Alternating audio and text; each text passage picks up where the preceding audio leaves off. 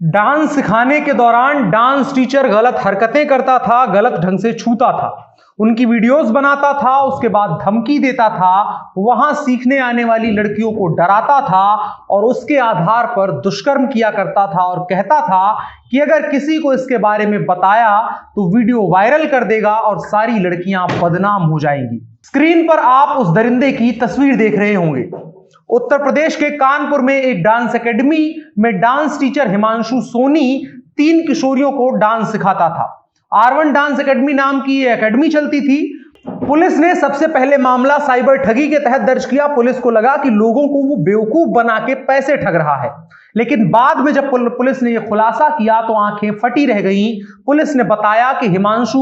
Dance सिखाने की आड़ में एक एकेडमी में आने वाली किशोरियों के साथ दुष्कर्म किया करता था, उनके अश्लील वीडियो बनाता था और इसी के आधार पर उनसे ब्लैकमेल करके पैसे वसूलता था और बदसलूकी और ये दुष्कर्म का सिलसिला बदस्तूर उन्हीं वीडियोस के आधार पर जारी रखता था। अभी तक 4 पीड़िताएं सामने आई हैं जिनको पीड़ित होने का मतलब भी नहीं पता होगा। उनकी उम्र महज 13 से 14 साल की है। घर वाले और वो किशोरियां डांस सीखने के लिए यहां आती थी, घर वाले भेजते थे और टीचर के वेश में ये दरिंदा एक लंबे वक्त तक उनके साथ यह सब कुछ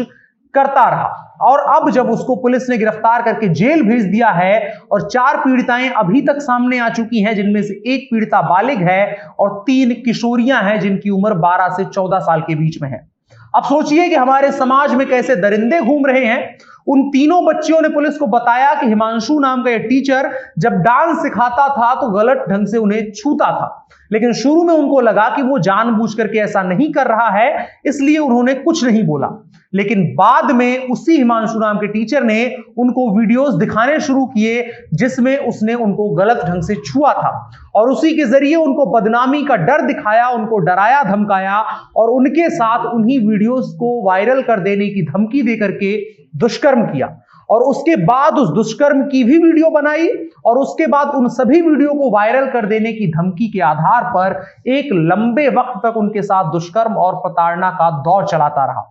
और वो बच्चियां लगातार इस डर के चलते चुप रहती कि वो लगातार उनको धमकी दे रहा था कि वो उनका वीडियो वायरल कर देगा, समाज में उनकी इज्जत नहीं रह जाएगी, घर वाले उनको निकाल देंगे, जिसके बाद उनकी जिंदगी बर्बाद होने का डर दिखाता था और तमाम तरीके के डर दिखाया करता था और यह सिलसिला उसने बहुत लंबे वक्त से चला रखा था। पहले उसने गलत ढंग से छूने का वीडियो बनाया, उसके बाद उस वीडियो में छूने के आधार पर धमकी देता था कि उन्हें बदनाम कर देगा, उसके बाद उन वीडियोस के जरिए ब्लैकमेल करते हुए उनके साथ दुष्कर्म किया, फिर दुष्कर्म करने का वीडियो बनाया और उसके बाद उसके आधार पर उन्हीं किशोरियों को अभी तक जो 4 नाम सामने आए, उसके अलावा भी उम्मीद है कि कुछ और नाम भी सामने आएंगे, उनको अपना शिकार बनाता रहा और उनके साथ दुष्कर्म तो करता था, साथ साथ ब्लैकमेल करके उनसे पैसे भी वसूलता रहा और ये तमाम बातें उन बच्चों ने पुलिस को बताई है। पुलिस की जांच में सामने आया है कि हिमांशु किशोरियों को डराया करता था, कहता था कि अगर वो किसी को बताएंगी तो उनके परिवार वालों को मार डालेगा,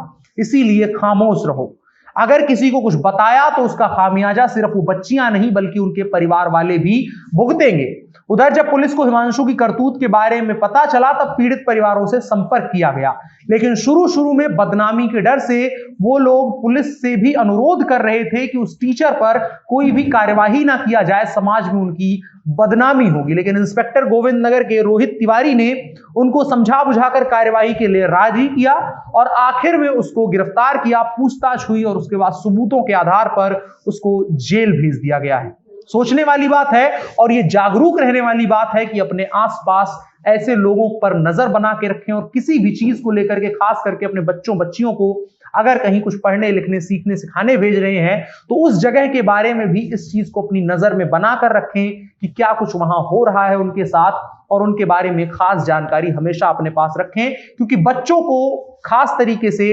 डराने का और धमकाने का ये सारे अपराधी अपने आप में एक फंडा बना के रखते हैं और चूंकि बच्चे छोटे होते हैं इसलिए उनको लगता है कि अगर वो घर जाकर के बताएंगे कि हमारे साथ ऐसा हो रहा है तो घर वाले प्रथम दृष्टया उनकी ही गलती मानेंगे और साथ ही साथ अगर बात बाहर निकल गई तो उनकी बदनामी हो जाएगी। समाज में बदनामी का ऐसा मायाजाल फैला दिया गया है कि उसके चक्कर में न जाने कितने अपराधी ऐसी दुर्दांत घटनाओं को लगातार अंजाम देते रहते हैं। लेकिन ऐसे समय में जरूरी है कि हम जागरूक हों और चीजों को लेकर के मुखर होकर बात करें और ये समझें कि बदनामी और मान एक अलग चीज है, उसके साथ साथ एक लंबे वक्त की प्रताड़ना जो कि पूरी जिंदगी के लिए मानसिक और शारीरिक रूप से किसी को बर्बाद कर सकती है, उसके प्रति अपने बच्चों को जागरूक करें और खुद भी जागरूक रहें और नजर बनाए रखें कि क्या कुछ आपकी बच्चों की जिंदगी में चल रहा है। आपकी क्या राय है इस चीज को लेकर कमेंट बॉक्स में बता सकते हैं और साथ ही साथ जागरूकता फैलाने की दृष्टि से इस वीडियो को शेयर भी कर सकते हैं। मेरा नाम अनुराग मिश्रा है, आप जनता जंक्शन देख रहे हैं। कैमरे पर मेरे साथ ओम प्रकाश हैं।